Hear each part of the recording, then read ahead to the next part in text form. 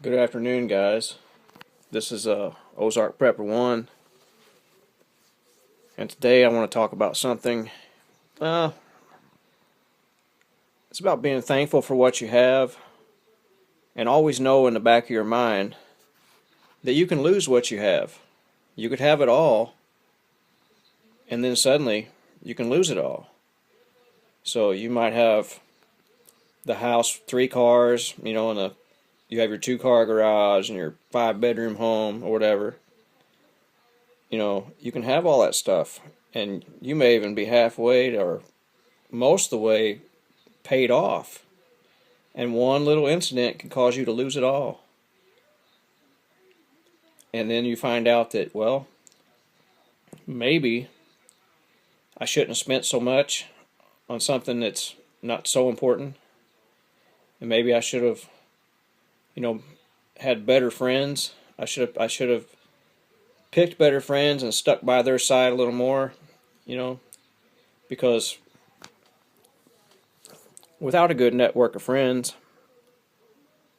if something happens, you are solely responsible for solving it yourself.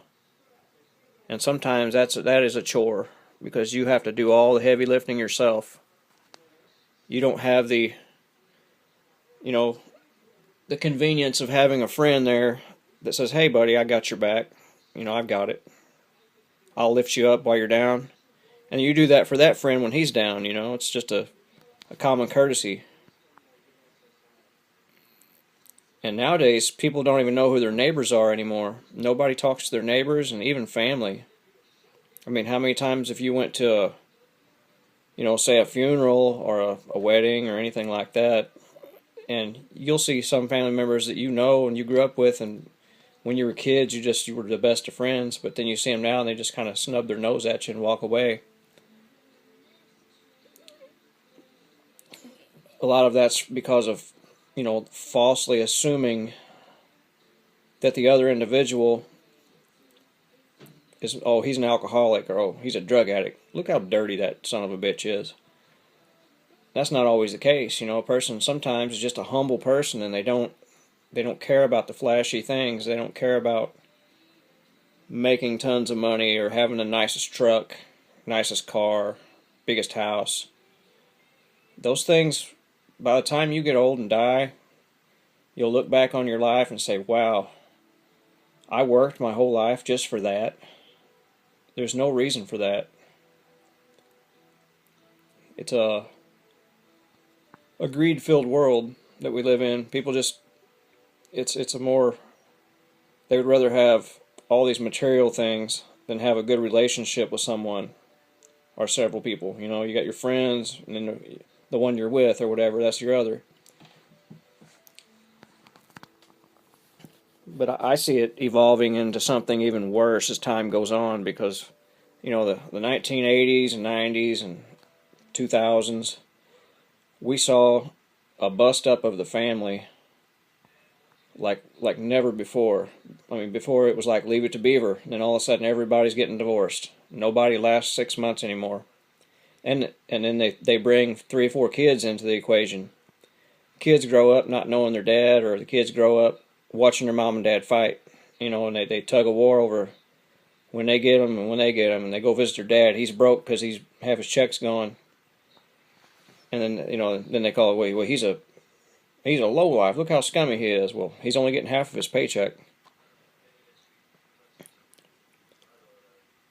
But I see what's happening now in this country coming to a singularity to where everything's going to either explode and go crazy, or they're going to do some kind of a reset. Something's got to give, because you can only back somebody in a corner, or a population into a corner, for so long before they snap. And I think the only thing that protects this country from going totally insane is that we got a surplus of idiots who they don't realize what's going on at all. They're still stuck in the daily activity. They're still stuck in their sports games and everything else. and their boats and all this other stupid crap that they don't need, and they don't realize what's coming down the road. And when it does, they're going to be the first ones begging, and they're going to be the first ones getting slaughtered. That it's just a matter of time now. So, I mean, if you've got yourself set up, I'd count your blessings. If you're a person that's retired from a car plant or a chemical factory or anything that made decent money, and you're drawing a $4,000 or $5,000 a month pension, and you're not prepared, you are an idiot, because you have the means to do it. You have the means to put back, not just for you, your entire family. You could be the ones who save your family. You can be the one who lifts up your relative who has fallen on hard times when he doesn't have a choice, because those opportunities that you had are not there for him or her. But they were there for you. You walked in right to a good job right out of high school. That's not available anymore. So I don't sit here and just pick on the millennial generation and say, hey, you guys are worthless and stuff like that, because they're not worthless. They weren't given the same deck of cards. They got phones, and they got some cheap cars and stuff like that. But they didn't get that opportunity that you had. You walked out of a high school, and you got a job paying market value pay at the time that had a lot of purchase power. I had family members that worked at car plants that bought 100 acres of land. They bought house, 2 or 3 houses, and paid this stuff off with cash. So you are the people who can lift everybody up. All you guys that's retired and you got money and you're just blowing it and sticking it in everybody else's face, not jealous of you for that. It's amazing you got a chance to do that. But don't be so cold-hearted and look at everybody else and say, well, you're just a loser. Opportunities come and go, and the opportunities are gone now.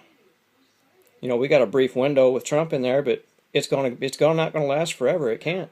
He can't fix what these other idiots have screwed up. So I'd say count your blessings, and if you are in a position to help others, you need to do it. This is Ozark Prepper 1, over and out.